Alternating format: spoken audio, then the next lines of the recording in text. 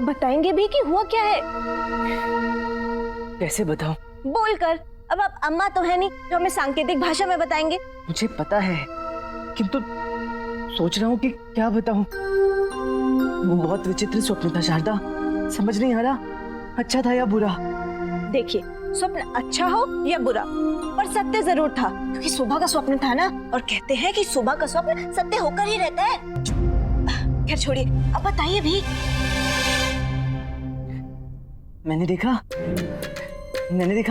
साक्षात माँ हमारे कक्ष में आई थी। साक्षात माँ के दर्शन, ये तो अच्छी बात है, परंतु उसमें घबराने की क्या बात है? पूरा स्वप्न तो सुन लो। माँ ने मुझसे कहा कि वो सदा के लिए विजयनगर छोड़कर जा रही हैं। मुझसे अंतिम बार भेंट करने आई हैं। ऐसा कहा उन्होंने? हाँ, ये कहने के पश्चात वो जाने लगी। मैं उन्हें रोकने के लिए भागा, किंतु वो अंतर्ध्यान हो गई। क्या अर्थ हो सकता है इस स्वप्न का? माँ सत्य में तो नगर छोड़कर नहीं जा रही ना। सुबह का स्वप्न था शारदा। हाँ, देखिए, हृदय छोटा मत कीजिए। कहते हैं कि यदि कोई बुरा स्वप्न आए तो सुबह स्नान के पश्चात सबसे पूर्व तुलसी माँ को ये सपना बता देना चाहिए। इससे सपने का बुरा प्रभाव मिट जाता है। सत्य में ऐसा होता है? हाँ, होता है, पर ध्यान रहे आपके आसपास कोई होना नहीं चाहिए। अब जल्दी जाइए, स्नान के पश्चात तुलसी माँ को सब बता दीजिए।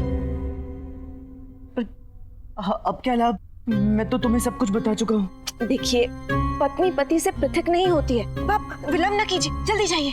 हाँ।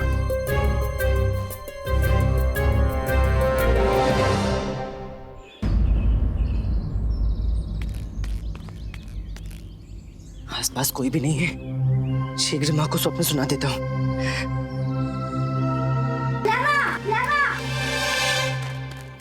क्या है? तुझे भी अभी आना था? सदैव अनुचित समय पर आता है ना? क्यों?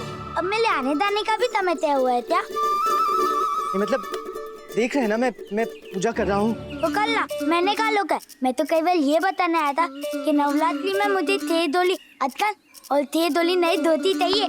क्या? तुलसी माँ को कैसे भी स्वप्न बता देना है, इससे पूर्व की कोई और आ जाए।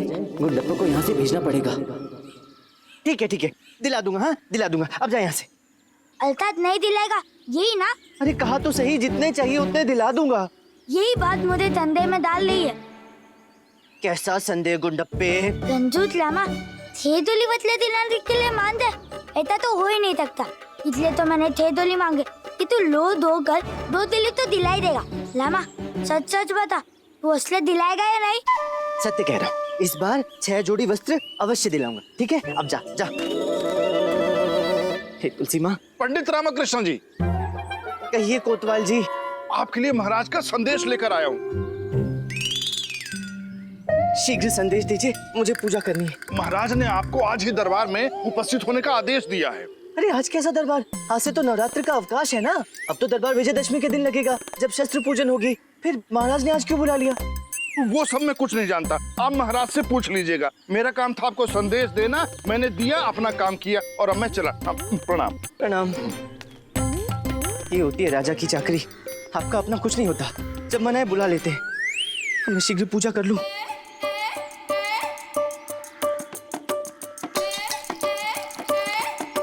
हे तुलसी माँ, आज नहीं स्वप्न।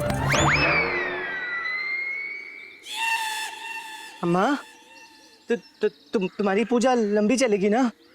अच्छा, तुम बुरा ना मानो तो पहले मैं पूजा कर लूं? मैं वही कह रहा हूँ, पहले मैं पूजा कर लूं? अच्छा, कर लूं? हाँ। साथ साथ पूजा कर ले।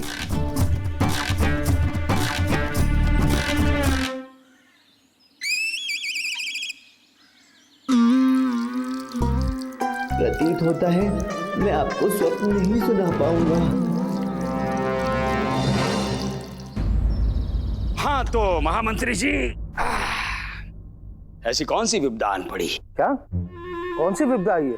दरबार में कोई विपदा आई है? हमें नहीं पता। गुरुजी, आप शायद भूल रहे हैं, नवरात्रि आने वाली है और महाराज से आपने नवरात्रि में लगने वाले व्यय को तय नहीं किया है। आज अच्छा मौका मिलेगा आपको। प्रणाम पंडित रामकृष्ण। प्रणाम मंत्री भाई। प्रणाम गुरु है। ये अचानक दरबार क्यों लगा है? ये तो महाराज ही बताएंगे, हमें ज्ञात नहीं है। सम्राटों के सम्राट, नरेशों के नरेश, महाबली महाराज कृष्णदेव राय पधार रहे हैं। महाराज कृष्णदेव राय की जय। महाराज कृष्णदेव राय की जय। महाराज कृष्णदेव राय की जय। महाराज कृष्णदेव राय की जय। हमें याद है कि हमने विजयदशमी तक अवकाश घोषित किया था, तो आप सब ये सोच रहे होंगे कि आज हमने आप सभी को रात दरबार में क्यों बुला लिया। महाराज हम जानते हैं। अच्छा, तो बताइए। वो क्या है ना महाराज कि आपने नवरात्रि पर होने वाला व्यय घोषित नहीं किया था ना, इसलिए आपने दरबार बुलाया है। कोई बात नहीं, हमने सूची तैयार कर ली है महाराज। कुल मिलाकर 50 सहस्त्र स्वर्ण मुद्राएं व्यय होंगी। जी गुरुवर, इस विषय में भी बात करेंगे, परंतु हमने आज आपको इस कारण से नहीं बुलाया है। फिर किस कारण से बुलाया है? आज हमने आप सभी को बुलाया क्योंकि एक अत्यंत गंभीर समस्या आन पड़ी है। परंतु समस्या है क्या महाराज? गुरुवर, आपको हमारी एक सखी याद होगी, झिल्ली? हाँ हाँ महाराज, वो आपके माली की पुत्री। जी जी, वो बालिका जो छोटी होते हुए भी आपको नाम से संबोधित करती है। हाँ, वो हमें कृष्णदेव राय कहती हैं, परंतु वो मित्र हैं, मित्रता में छोटा बड़ा क्या। जी, तो झिल्ली की एक समस्या है और हमें आशा नहीं अपितु पूर्ण विश्वास है गुरुवर कि आप उस समस्या का समाधान अवश्य देंगे। अवश्य महाराज, अवश्य। तो हम प्रस्तुत करते हैं हमारी मित्र झिल्ली को। झिल्ली!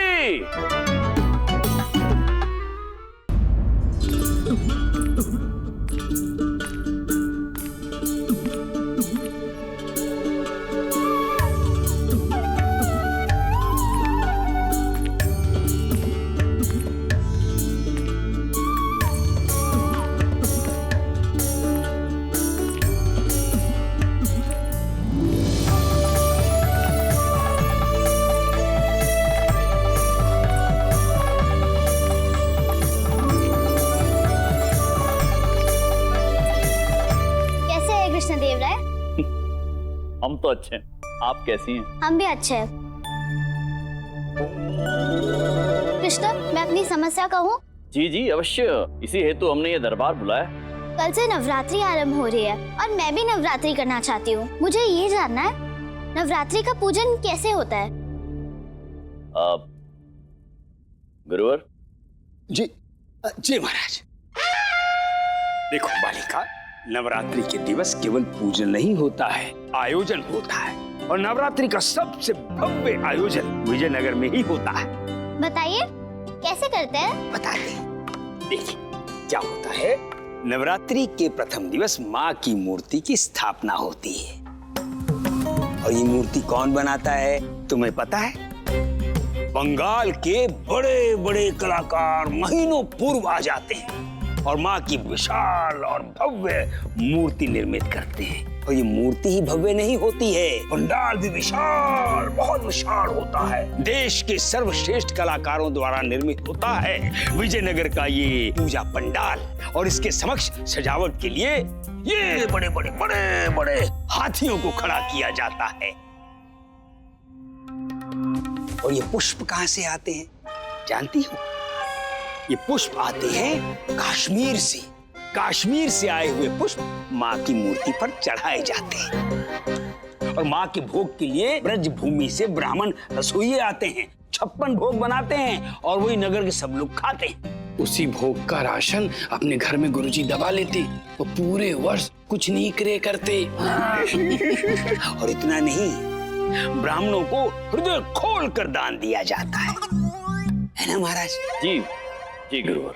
हाँ, अब गौ माता, ऊनी वस्त्र, स्वर्ण मुद्राएं। अरे गुरुजी, तभी तो बोलो कि जिसको भी दान मिलता है उसमें अपना हिस्सा पहले ही बचा लेते हो। और हाँ, 9 दिवस तक ये पूजन चलता है। और 9वें दिन लाखों मन चंदन की लकड़ियों के साथ हवन होता है। और विजयदशमी के दिन शस्त्र पूजा के बाद माँ की मूर्ति का विसर्जन हो जाता है और माँ जाते जाते समस्त विजयनगर वासियों को आशीर्वाद देकर जाती है। ये माँ के आशीर्वाद का प्रताप है बालिका कि विजयनगर पर कभी कोई संकट नहीं आता। अर्थात नवरात्रि पूजन में बहुत अधिक व्यय होते हैं। हाँ, ये केवल राजा महाराजा ही कर सकते हैं। परंतु मैं भी ये पूजा करना चाहती हूँ। हाँ, तो कोई समस्या नहीं, तुम भी हमारे साथ राजकीय पूजा में सम्मिलित हो जाओ, पुण्य का थोड़ा अंश तुम्हें भी मिल जाएगा। हमें ये पूजा अपने निवास पे करना है, परंतु हमारे पास इतना धन नहीं है। तो हम क्या करें? आप कोई ऐसा सरल उपाय सोचिए जो मैं भी कर सकूं। ना ना ना ना, ना। कोई सरल उपाय नहीं है बालिका।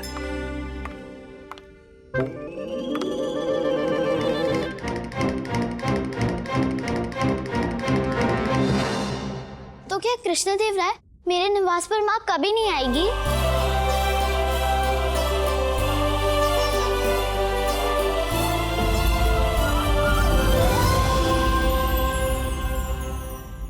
झिल्ली, आप यहाँ हमारे निकट आकर बैठिए। आइए हमारे निकट। झिल्ली के प्रश्न का उत्तर चाहते हैं। आप सभी से पूछना चाहते हैं कि जो व्यक्ति दरिद्र होता है क्या वो नवरात्रि की पूजा नहीं कर सकता?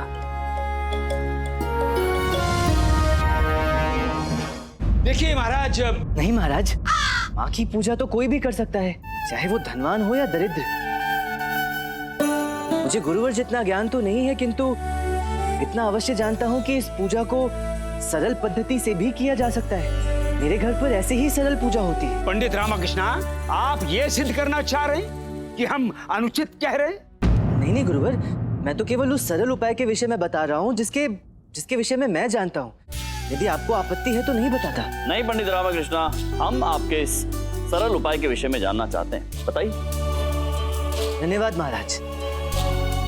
महाराज, नवरात्रि उत्सव पे सबसे पूर्व घर के आंगन को गोबर से लीपा जाता है।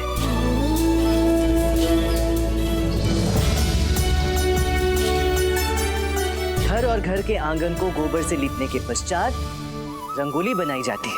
रंगोली? हाँ, किंतु बाहर से रंग लाने की आवश्यकता नहीं है।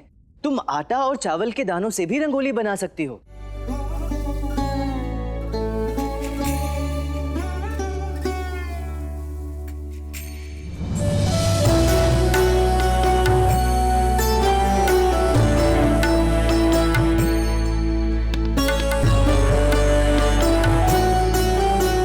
तत्पश्चात किसी भी तालाब और नदी किनारे से मिट्टी लेकर उससे माँ की मूर्ति निर्मित करके उसकी स्थापना करनी चाहिए।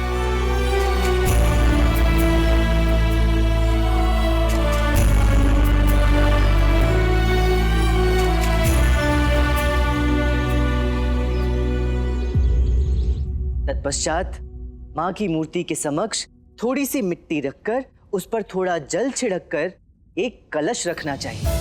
कैसा कलश?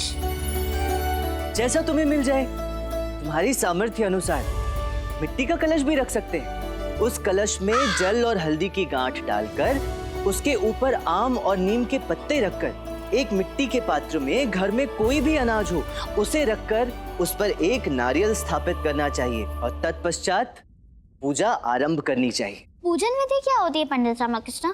पूजा तो अपनी श्रद्धा के अनुसार होती है झिल्ली, किंतु यदि कोई एकदम निर्धन है या जिसे पूजा विधि का कोई ज्ञान ना हो, उसे माँ की मूर्ति पर एक पुष्प से जल छिड़ककर लाल सिंदूर चढ़ाना चाहिए। फिर जो कोई भी पुष्प मिले उसे माँ को अर्पित कर देना चाहिए। कोई भी फल मिले, चाहे बेर ही क्यों ना हो, वो भी माँ को चढ़ा देने चाहिए। और गुड़ तो निर्धन से निर्धन व्यक्ति के घर पर भी मिल जाते हैं गुरुवर, जो माँ को बहुत प्रिय होते हैं।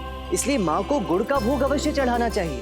और दशमी के दिन भी कोई विशेष व्यंजन बनाने की आवश्यकता नहीं है, बस गुड़ और चावल की खीर बनाकर माँ को चढ़ा देनी चाहिए।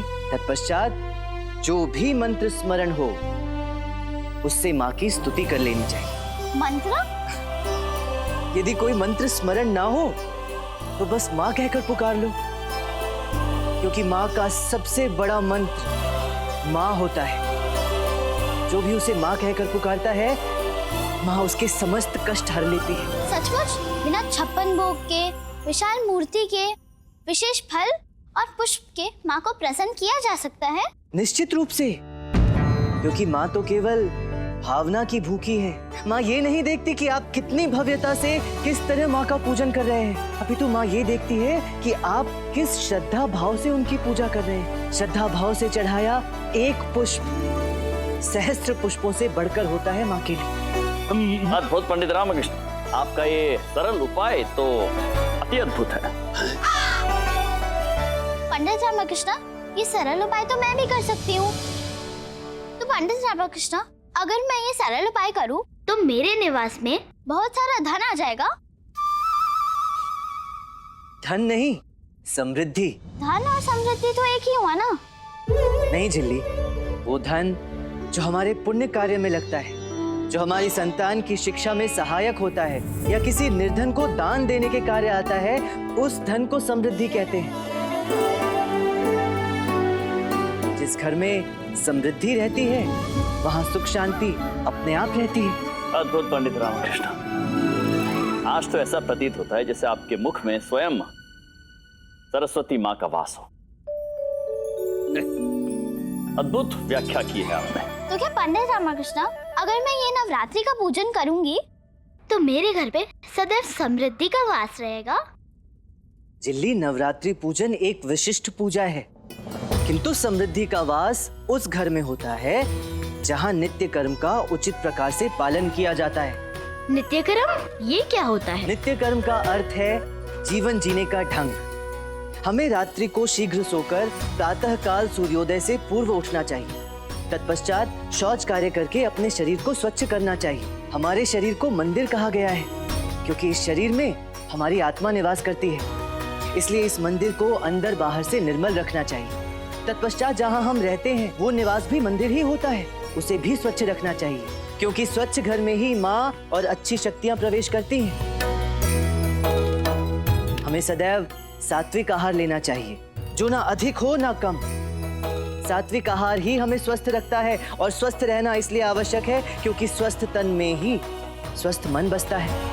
हमें सदैव बड़ों का आदर करना चाहिए क्योंकि बड़ों का आशीर्वाद ही हमें संकटों से बचाता है। और सबसे बड़ी बात, नारी का सम्मान। हर नारी का सम्मान होना चाहिए। माता, पत्नी, बहन, किसी में कभी कोई भेद नहीं होना चाहिए। जितना प्रेम पत्नी से करते हैं उतना ही माता से भी करो, और जितना आदर माँ का करते हो उतना ही पत्नी का करो। घर की हर नारी को सुखी रखो क्योंकि जिस घर में नारी प्रसन्न रहती है वहाँ समृद्धि का वास होता है, और जिस घर में नारी दुखी हो जाती है वहाँ दरिद्रता का वास हो जाता है। हमारे वेद, पुराणों और शास्त्रों में कहा गया है कि कभी किसी की निंदा मत करो, आत्मस्तुति मत करो, कपट मत करो। जितना हो सके, जैसा हो सके, लोगों का भला करो, और यदि भला नहीं कर सकते तो बुरा तो कदापि मत करो। बड़ों का आदर, भक्ति भाव, श्रद्धा, धर्मपरायणता, स्वच्छ हृदय, अच्छे कर्म, अपने कर्तव्यों का पालन करना, अपने दायित्वों का निर्वाह करना, कभी किसी की निंदा नहीं करना, दूसरों की सहायता करना, कभी किसी को अपशब्द नहीं कहना, और मन में आसुरी और तामसिक विचारों को ना आने देना। ये सभी वो संस्कार हैं जिनका पालन यदि हम प्रतिदिन करें तो हमारे निवास में सदा माँ का वास बना रहेगा। और जिस घर में माँ का वास होता है वहाँ समृद्धि अपने आप वास करती है। बहुत बोलता है ये, बहुत बोलता है, बहुत बोलता है।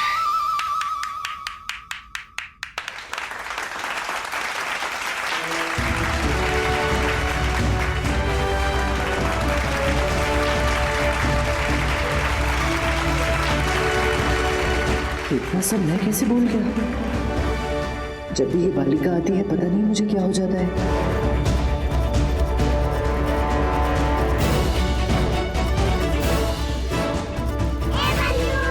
रामा, अवश्य तेरे मुख से माँ ने सबके हित के लिए ये सब कहलवाया है।